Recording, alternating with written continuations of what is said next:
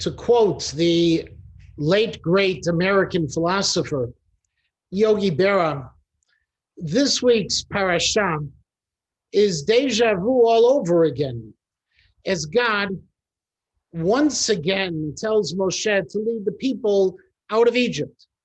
And once again, Moshe objects, reminding God of his speech impediments, only to have God once again respond that you, Moshe, have to do it. You and Aharon together. But why was this repetition necessary? For even though Moshe Rabbeinu did complain at the end of last week's parasha, why did God just tell him that we've been down this road already? Just do it. The answer may be in two small details that God inserted into this week's parasha.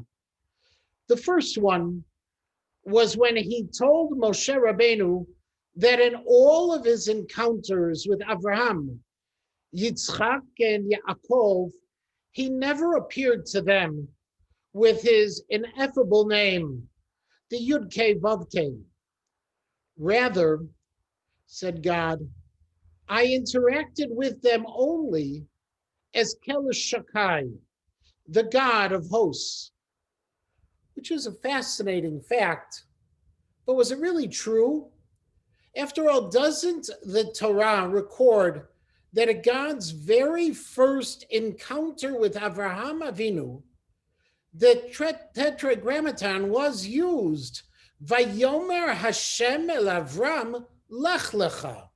There it is, the Yud-Kei Vav-Kei. Said Rabbi Yonasan Eibeshitz Zatzal that while the Yud-Kei Vav-Kei may have appeared during God's interactions with our forefathers, never did God interact as the Yud-Kei Vav-Kei, as the Baal HaRachamim, the ultimate God of mercy. Rather, God only interacted with the Avot as a judge or as a master, the Kelesh Shakai, because the patriarchs and matriarchs didn't need God's attribute of mercy. But now the Jews did, because they had sunk to the lowest level of impurity and they had become contentious. And according to the Midrash, they had even abandoned Moshe and Aaron as they approached Paro. And therefore, they didn't deserve to be saved.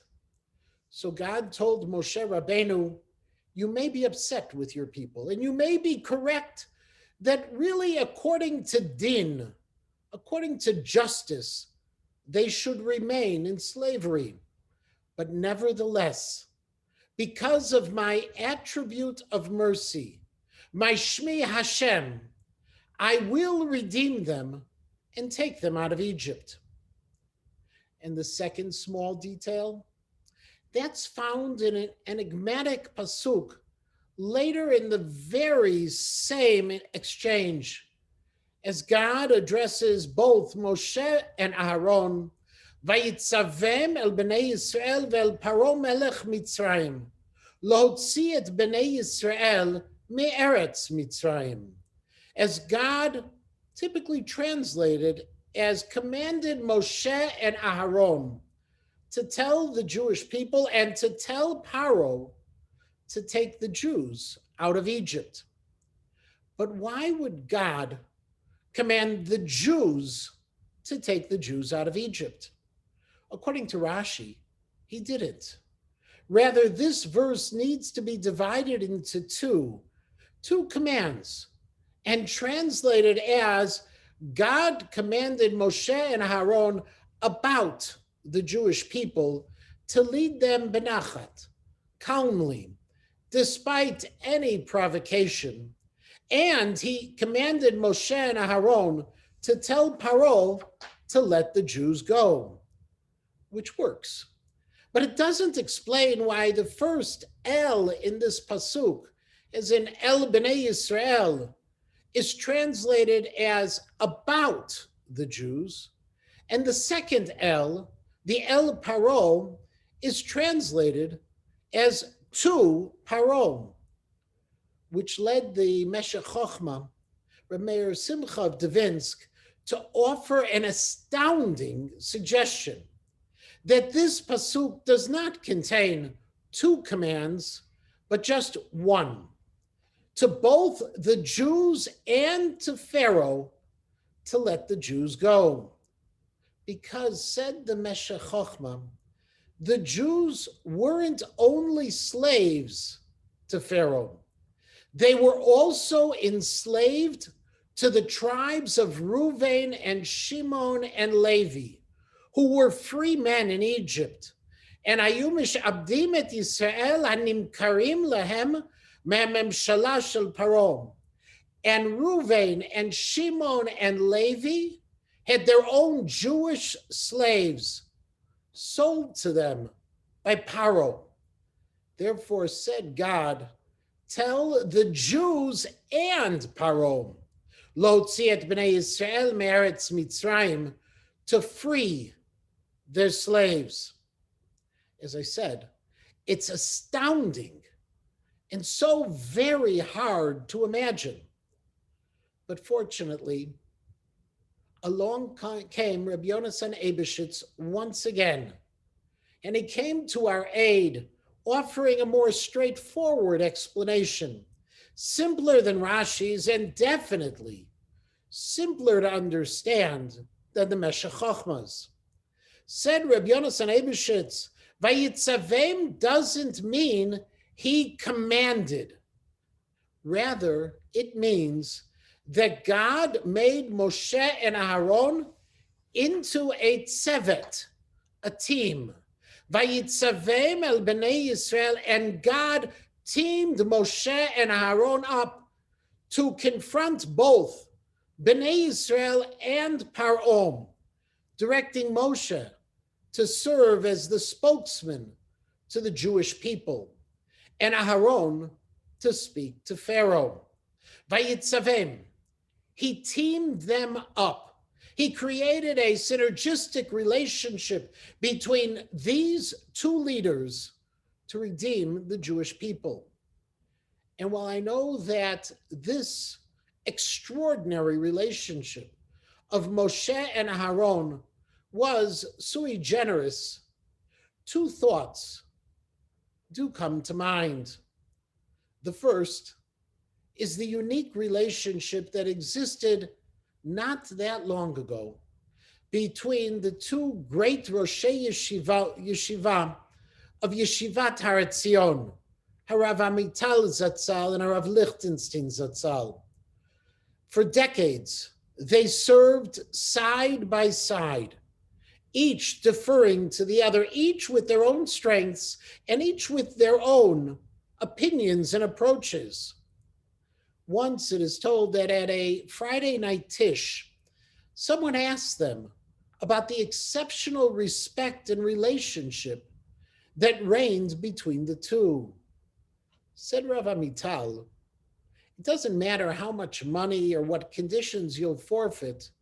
If peace is lacking in your place of work, run from there as you would run from a fire, which is true, but also explains how their partnership was possible, because they assumed that there was nothing unique or special about their relationship, just that there was peace in the yeshiva, which was only possible because of their humility. A humility that was remarkable, and a humility that most likely was the very same reason that Moshe and Aaron could work together as well. And the second thought is of the unusual crisis in which we find ourselves today, the riots and arrests, the harsh language and the threats, the transition and the intransigence. How could it occur? How could our country have devolved so, sunk so low? There are many reasons. And I'm sure that pundits will debate them for years. But at the core, there lies one basic cause that gives rise to so much of what we are experiencing. We have forgotten how to work with others who are not the same as us. We look at others, label and immediately write them in or out, identifying them as the other or as one of us. It's that kind of prejudice and divisiveness that has led to this crisis. And it's that kind of prejudice and divisiveness that must be repaired. Because the greatest strength of a people or a nation occurs not when we are of one mind, but when we can reach across the aisle and create coalitions, when we can seek the support of those we may disagree with by finding a common ground on which we can make a difference together. It's true in politics, and it's true in our community, where the labels we assign divide us unnecessarily. And that's why the opening section of our parasha is not a repetition, rather something very new, a lesson to Moshe Rabbeinu and a lesson for all of us, that when all seems to be lost, remember that God is also the Yud Kei Vav Kei, the Baal HaRachamim, the merciful God, and he will have mercy on us, even if we don't deserve it. Help us when we can no longer help ourselves. But even more, it's here to remind us that the Geula, that our redemption, whether the ultimate redemption or a temporary salvation from the moment, demands that we work together, vayitzavem, that we become a team. Shabbat Shalom.